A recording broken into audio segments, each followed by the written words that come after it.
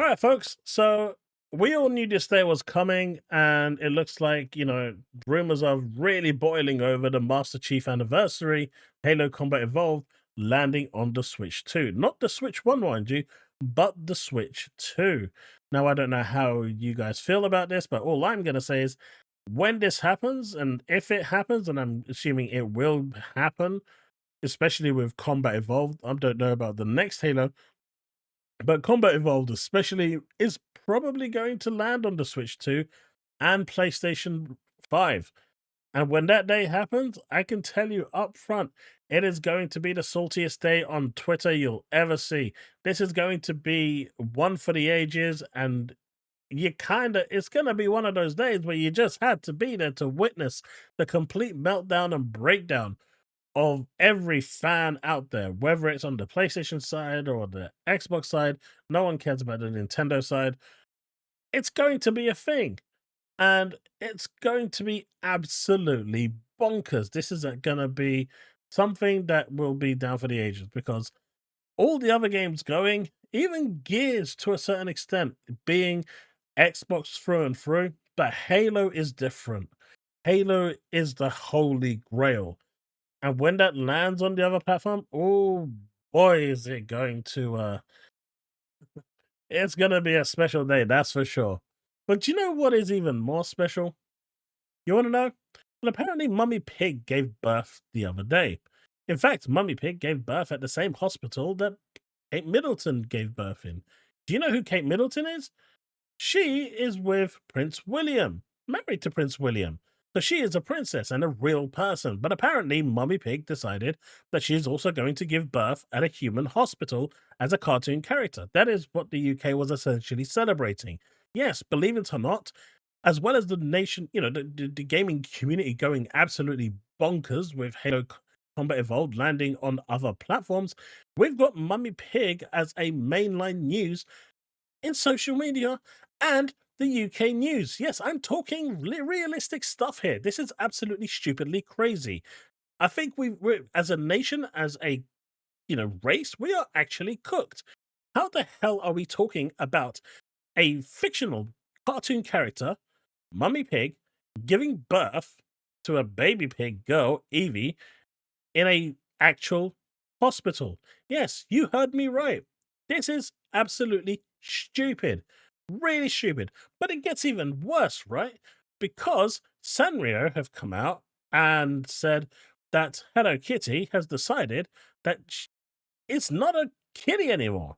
In fact, it's a human girl living in suburbs of London. Her real name is Kitty White, if I'm not mistaken. Why do I know these things? Because someone decided to traumatize me and ruin my day. So here I am doing the same thing to you, because I get no one wants to know any of this information. In fact, I will ruin your day that bit more.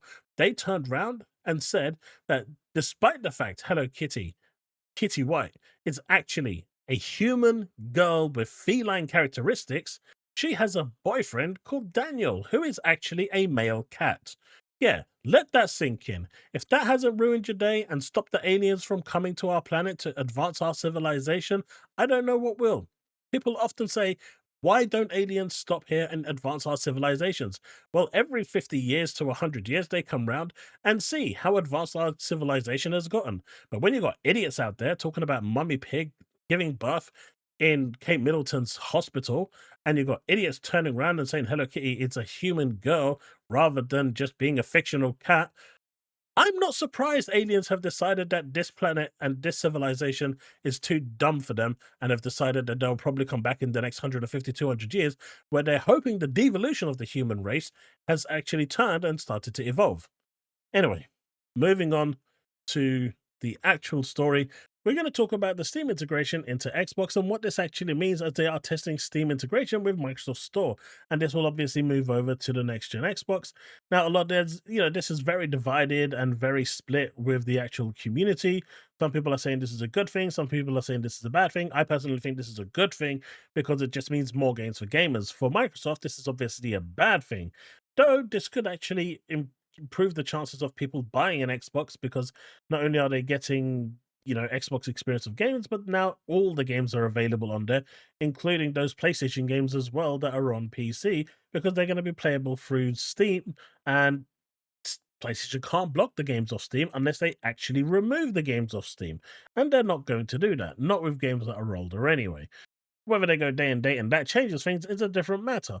But I think this is actually a good thing, and I personally think that this will help Microsoft in the future. Now, there has been talks between Gabe and Phil and Microsoft that Microsoft wanted to integrate Game Pass into Steam, and Gabe has been open to this on multiple occasions.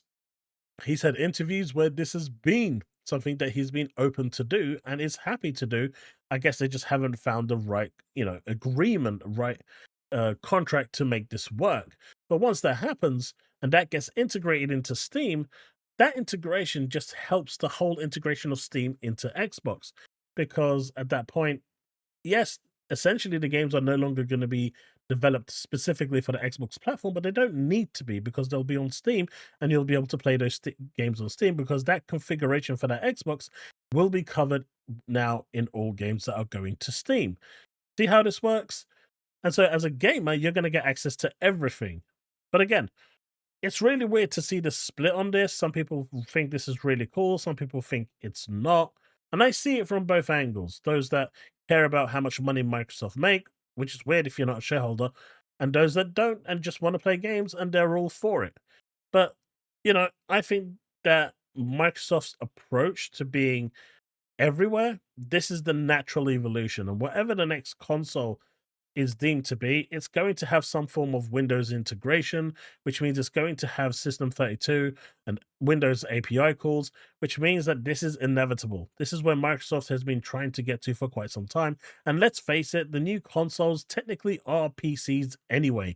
They're running with PC hardware in them, whether it's the CPU, the APU, the RAM, it's all the same. They might have slight tweaks here and slight tweaks there, but the Series X, for example, is running on Windows 10, and it's running on DirectX 12U, which is a modified version of DirectX. But guess what? Windows now actively supports with DirectX 12U. So the integration between the two is perfect. That's why you get the Xbox version now running on PC through PC Game Pass. They just look better, shinier, but it's essentially the same code. Either way, I think this is definitely a step in the right direction. This is definitely something that Microsoft probably need right now to bolster some form of hype and appreciation. And I think they should come out and start talking about this. But the Steam integration with Game Pass is something I would love to see. And hopefully we'll get to see that sooner rather than later. But are you excited for the Microsoft and Valve coming together in a collaboration to have Steam on Xbox? And of course, people are saying, well, Microsoft is going to make no money. I don't see it that way. The way I see it is that Microsoft will always get something out of this. Let's say Capcom released Monster Hunter, and it's not coming to Xbox specifically, but it's going to be released on Steam. So, in my eyes, Valve will take 15% of that. Microsoft will take 15%. Capcom will take 70% if it's a digital game. Because the way I see it, the Xbox community is roughly at about 40 million, 35 to 40 million.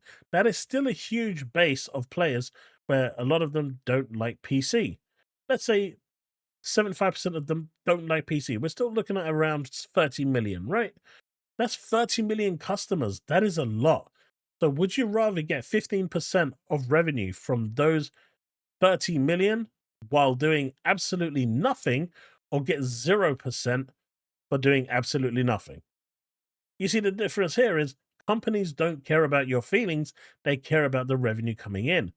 So that 15% is 15%, and it's just extra revenue that will continuously trickle in.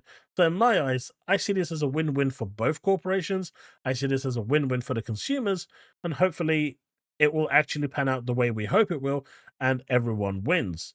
But let me know what you think in the comment section below. Let's have that discussion, and I will see you in the next one. As always, remain legend.